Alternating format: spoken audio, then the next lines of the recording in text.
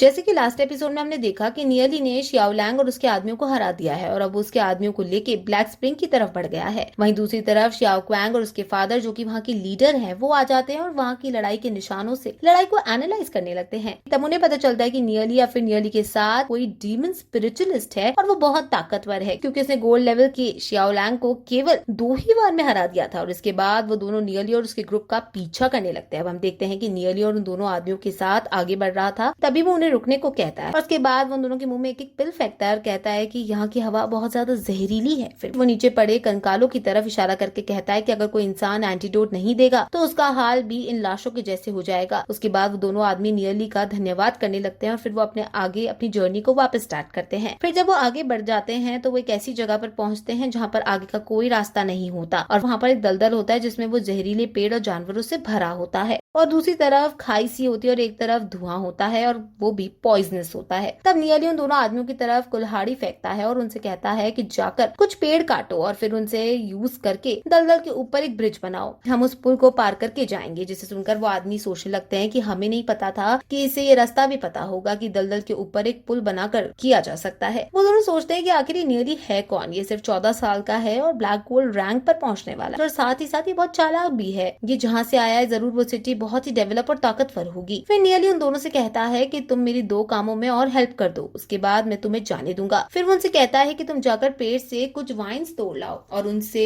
300 foot लंबी एक रस्सी बनाओ और फिर वो रस्सी मजबूत होनी चाहिए। फिर वो उनसे कहता है कि तुम मेरी बात नहीं मानोगे तो तुम यहाँ हमेशा के लिए रह सकते हो, मुझे कोई परेशानी नहीं होगी। जिससे सुनकर वो दोनों डर जाते हैं और काम करने के लिए हाँ कर देते हैं। फिर उनमें से एक आदमी सोचता है कि अगर थोड़ी सी मेहनत करूँ और एक रस्सी बनाकर दे दूं तो क्या पता चल रहा है कि वो 300 फुट लंबी है या नहीं है और वो कितनी मजबूत है। तब नियली उनसे कहता है कि मेरे साथ कोई चालाकी मत करना, क्योंकि जो दवाई मैंने तुम्हें दी है वो बस तुम्हारे शरीर में इस जहर को दबाती है लेकिन उसे खत्म नहीं करती। इसे तुम्हें थोड़ी देर में मेरी दवाई लेनी पड़ेगी, वरना जैसे ही तुम दवा लेना बंद कर दोगे तो यहाँ का जहर तुम्हें फिर से नुकसान पहुँचाने लगेगा और तुम्हारी भी मौत हो जाएगी। और इस दवाई का असर भी केवल आधे घंटे ही रहता है। अगर तुम यहाँ के जहर से हमेशा के लिए छुटकारा पाना चाहते हो तो तुम्हें जहर का असली एंटीडोट लेना होगा, जो कि मेरे पास है। इसलिए मेरे साथ कोई चालाकी नहीं करना, वरना तुम दोनों भी मारे जाओगे। ये सुनकर वो दोनों सोचने लगते हैं कि लड़का बहुत ही खतरनाक है और फिर वो सामने झुककर उससे माफी मांगते हैं और कहते हैं कि हम आपकी पूरी मन से मदद करेंगे, प्लीज हमें जाने दो। तभी नियली उनसे कहता है कि अगर तुम मेरी इन कामों में हेल्प कर दोगे तो मैं तुम्हें जाने दूंगा और जो जहर को दबाने के लिए भी दवाई है वो भी दे दूंगा। और वैसे भी तुम्हारे ग्रुप में जो सबसे बुरा आदमी था वो तुम्हारा लीडर था और अब वो मर चुका है, तो कोशिश करना कि जब तुम यहाँ से बचकर जाओ तो किसी को नुकसान ना पहुंचाओ। उसके बाद वो दोनों उनसे माफी मांगने लगते हैं और कहते हैं कि हम अब आगे से किसी को भी परेशान नहीं करेंगे और फिर वो नियली से उन्हें ही मारने के लिए धन्यवाद कहते हैं। फिर वो दोनों आदमी उठकर काम करने लगते हैं और पेड़ काटना शुरू कर देते हैं। वही नियली एक जगह पर बैठकर कल्टीवेट करने लगता है। अब कुछ टाइम के बाद वो नियली के आगे बहुत सारे तख्ते काट कर ले आते हैं और एक बहुत बड़ी रस्सी रख कर देते हैं। फिर नियली उन सबको चेक करने के बाद उन दोनों को एक एक पिल देता है और कहता है कि जहर का एंटीडोट है और तुम दोनों अब यहाँ से जा सकते हो। फिर वो दोनों वहाँ से भाग जाते हैं और भागते भागते नियली को थैंक यू करने लगते हैं। अब उनके जाने के बाद नियली अकेले आगे की जर्नी स्टार्ट करता है। फिर वो लड़की के उस पल का इस्तेमाल करके आगे बढ़ता है और सोचता है कि पिछली लाइफ में भागते भागते मैं इस जंगल में घुसा था और ब्लैक स्प्रिंग तक पहुंचा था। फिर वो सोचता हुआ एक खाई के किनारे पर आ जाता है। फिर वहाँ से नीचे देखते हुए कहता है कि बहुत गहरी खाई है और यहाँ से नीचे कुछ दिखाई भी नहीं देता, लेकिन मैं अपने पिछले जन्म में यहाँ आया था तो मुझे पता नहीं कि यहाँ बहुत सारे पत्थर बाहर निकले हुए हैं जिनका यूज करके मैं नीचे जा सकता हूँ और नीचे कोई बीस भी नहीं है और मैं वहाँ जाकर आसानी से ट्रेन कर सकता हूँ। फिर वो अपने स्पेशल रिंग में से वो रस्सी निकालता है और उसे एक पत्थर से बांध देता है और उस रस्सी के शेर से नीचे उतरने लगता है। फिर वो नीचे उतर कर सोचता है कि पिछले जन्म में मैं यहाँ आया था तो इस जगह को अच्छे से एक्सप्लोर नहीं कर पाया था और बहुत सारी चीजें मुझसे छूट गई थी, लेकिन इस बार मैं इस जगह को अच्छे से एक्सप्लोर करूंगा और जो भी चीज मेरी कल्टीवेशन में हेल्प कर सकती है उन्हें ले लूंगा। फिर वो वहाँ से नीचे उतरने लगता है और एक गुफा के गेट के सामने उतरता है। उस गुफा का गेट बंद होता है और वहाँ बहुत सारी इंस्क्रिप्शंस होते हैं और उनके सामने फॉर्मेशन होती है। फिर वो उन सारे इंस्क्रिप्शंस को पढ़ने लगता है और सोचता है कि ये गेट इनको सॉल्व करने से ही खुलेगा। अब नियली के पास इंस्क्रिप्शन की बहुत सारी नॉलेज होती है, जैसे कि हमने आपको पिछली वीडियो में बताया था कि nearly temporal book of demon spirit में ये सब पढ़ता था, तो वो ज्यादातर सारे इंस्क्रिप्शंस को सॉल्व कर सकता है। फिर वो एक ब्रश निकालता है और उस इंस्क्रिप्शन को सॉल्व करके वो गेट खोलने के लिए तैयार होता है और इसी के साथ ये एपिसोड यही खत्म हो जाता है।